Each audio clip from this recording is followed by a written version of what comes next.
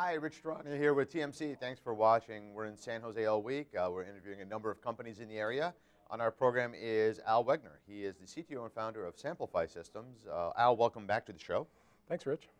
So for those people who may not be familiar with your company, you want to just give us the brief overview? Sure. We were founded in 2007, funded by two venture capital investors, Charles River Ventures and Formative Ventures. And we had a second round of funding that closed in February of 2011. The new investors there were the semiconductor company IDT in San Jose, and also the oil and gas exploration company Schlumberger. What our mission in life, what Samplify's mission is to reduce bandwidth and storage bottlenecks wherever they happen. We started off by reducing the bottlenecks for data acquisition. So this is a kind of an esoteric area, but wherever you have real-world sensor data, it has to be captured with an analog to digital converter, and then it needs to be typically transferred somewhere and stored. What this has in common with what Samplify is doing today is when you look at multi-core CPUs, such as would be in your Apple iPhone or the tablet, there are many cores there that are doing processing, and they have to get data from the outside world. The outside world means memory or disk drives. And what Samplify's technology does is it makes that data smaller so that the cores can process it faster. So you have a really unique group of investors. I don't think I've ever seen a group as unique as that, from Schlumberger, oil exploration, to chips, to traditional VC firms. Well, let me try to pull the thread together. What our strategic investors have in common, I'll mention one other investor is Mamiya, which is a high-end digital camera company in Japan. They have a bandwidth bottleneck. Schlumberger's bottleneck is in two places. They have ships that go across the Gulf of Mexico collecting data, 2 terabytes a day, and after 8 weeks of prospecting in the North Sea or the Gulf of Mexico, they take that data back to their supercomputer center, and by that time it's 100 terabytes, and then they have to distribute that over thousands of Intel cores to do their processing that finally results in a 3D model of the Earth. And then that model is what ExxonMobil and Shell, the oil companies, use to figure out where to drill. So that information is important. So the volume of data that they're handling and the fact that all of it is numbers is what we do for Schlumberger. We make their floating point numbers smaller so that they can get their oil and gas answers faster. The company Mamiya, instead of doing a 10 or 12 megapixel image sensor, they're working on 50 and 100 megapixel sensors.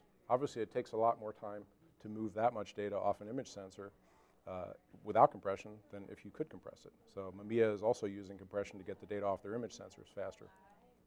IDT partnered with us actually a little before 2011, and they're in the wireless infrastructure business. So they make chips that go into base stations.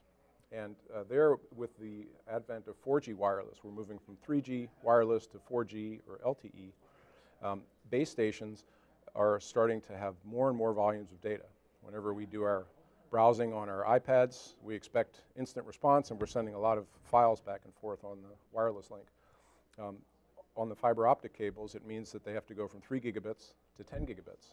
10 gigabit fiber is a lot more expensive in a base station than 3 gigabit. So if you could get 3-to-1 compression, there's a big value prop there. So that was the reason that IDT invested.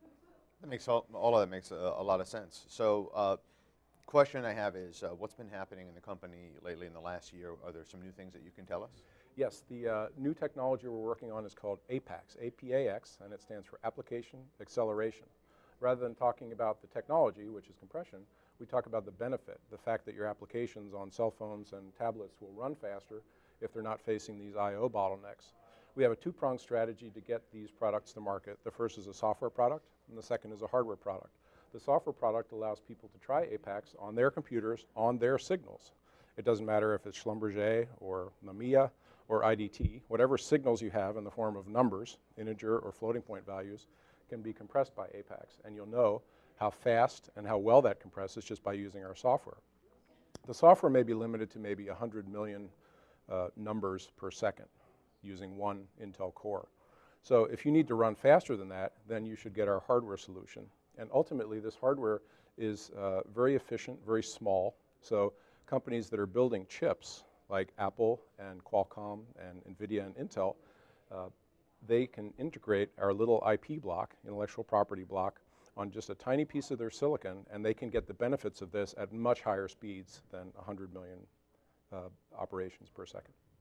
So really the application is for virtually anything and everything, because you've got the software and the hardware solution, so you can shrink it down if you need to, and you can also use it in very large systems. Yeah, let me put a just slight tweak on that, which is this is a numerical compressor. So wherever you have integers and floating point values, that seems to be kind of esoteric, but let me give examples of what that is. It's everything in supercomputing. Sure. It's every image processing application. It's graphics, which is already using some compression. So basically, wherever those integer and floating point arithmetic is happening, this is a place that APAX technology can accelerate the I/O around the arithmetic. Now, what's next for the company? What's next is probably in September, we'll be announcing the software product, APAX and software.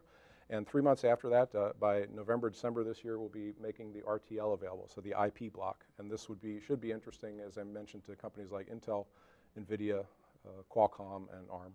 Fantastic. Thanks for being here today. All right. Thank you, Rich.